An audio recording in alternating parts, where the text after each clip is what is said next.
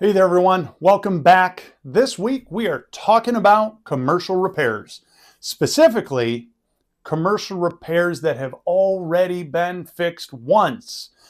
We all know the most expensive repair is not the first one. It's when you have to pay for it to get done again.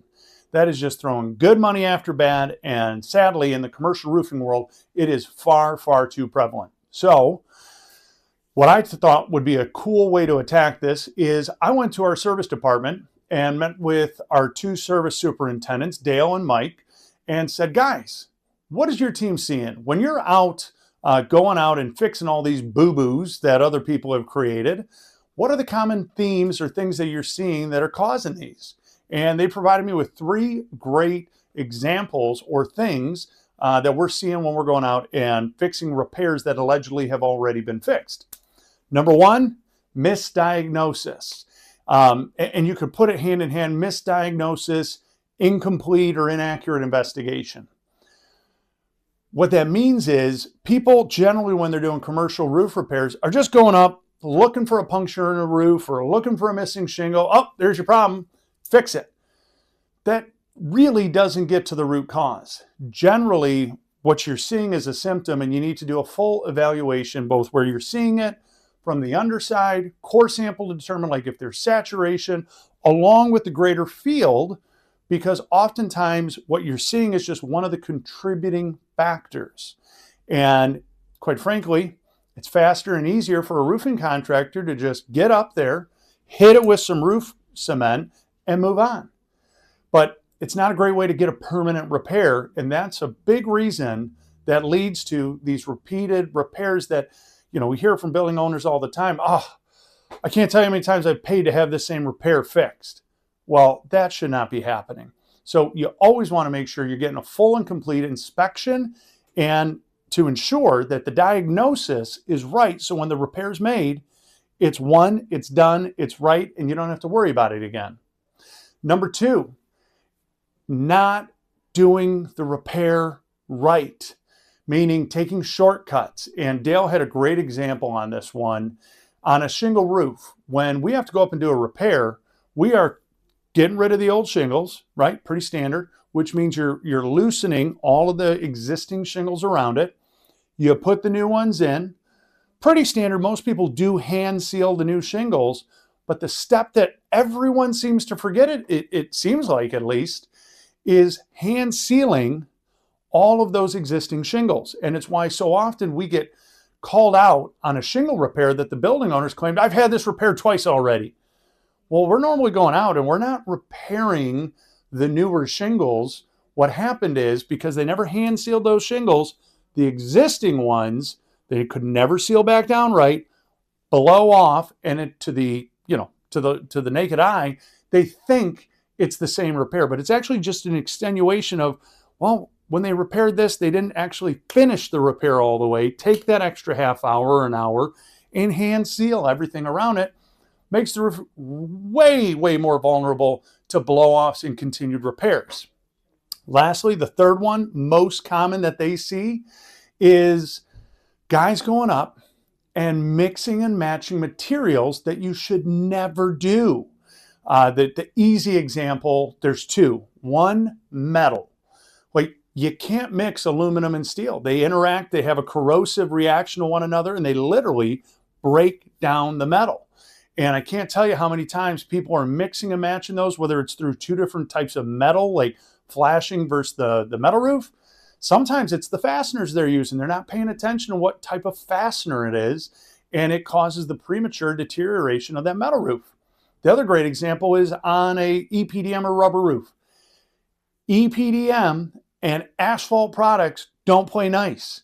And what's roof cement made out of? Asphalt.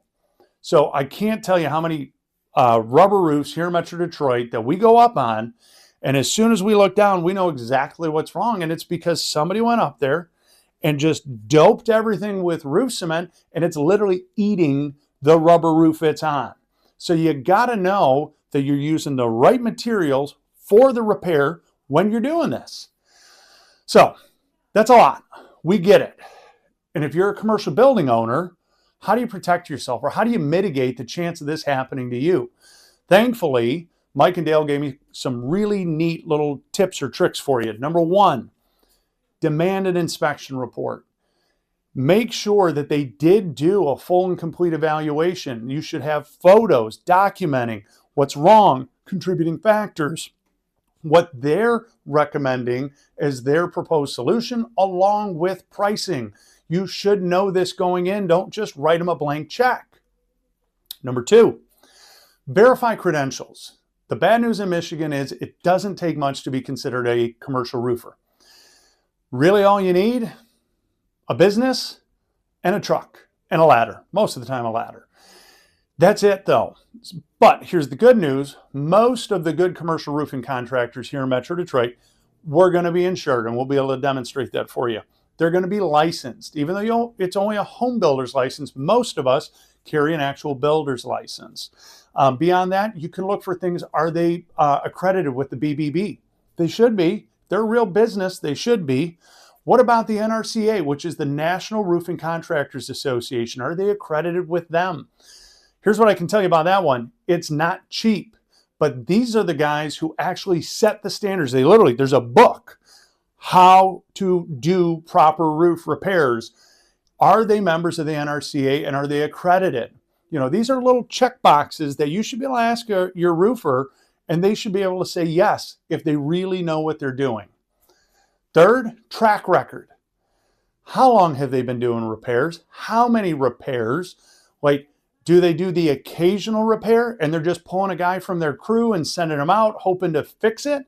Or do they have an actual service department with actual technicians who just do repairs and maintenance all day, every day? And if you want to get really aggressive, you can ask them, like, cool, you have a service department, but do you have just jack of all trades technicians, or do you have metal roof technicians, shingle roof technicians, flat roof technicians?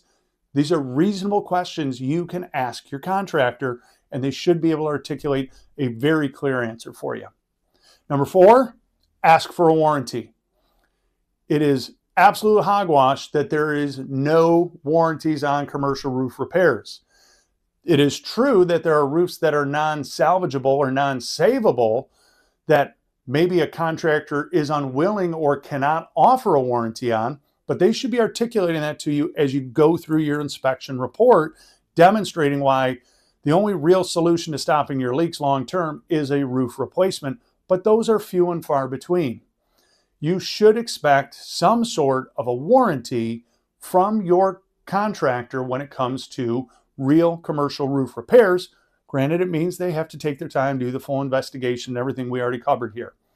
And lastly, just make sure they have that full warranty department, right? Again, I know that kind of ties into the other one, a track record, but number one, you want to make sure they do a lot of repairs so they know what they're doing. Number two, making sure they have a repair and warranty department who actually manages these things. So if, God forbid, Murphy's Law comes up, you hired a good contractor and for whatever reason the repair didn't take, but you have your warranty because you chose a good contractor, make sure they have a department that can get out there, execute, and get that fixed without costing you more money. So if you're a building owner out there and this sounds good to you, here's what I can assure you. Give my team a call. You're going to experience everything we talked about on the positive side. We have the dedicated service department.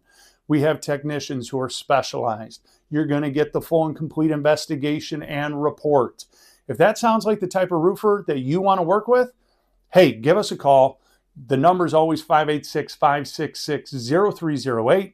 If you go on our website, which is just kanga-roof.com, you can schedule your appointment directly online. You don't even have to talk to my team, but I think they're pretty good. You'll probably have fun if you do.